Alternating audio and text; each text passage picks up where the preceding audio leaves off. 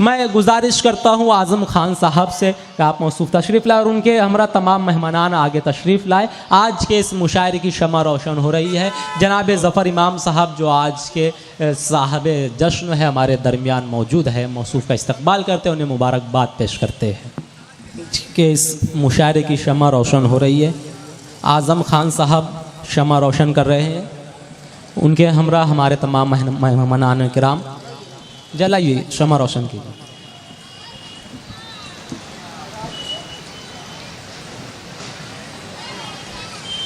ज़रा तालियां बजाए, ये कौन सी बात है? बार बार ये ना हो कि यार मैं जब बोलूँ तालियां बजाए तो आप तालियां बजाए वरना खामोश बैठे रहे, ऐसा नहीं होना चाहिए। आप माशाल्लाह बहुत समझदार हैं। बहुत शुक्रिया आपका, आपकी मोहब्बतों का। आज के इस मुशायरे की शमा रोशन हुई। मैं तमाम मेहमानों का शुक्रिया अदा करता हूँ।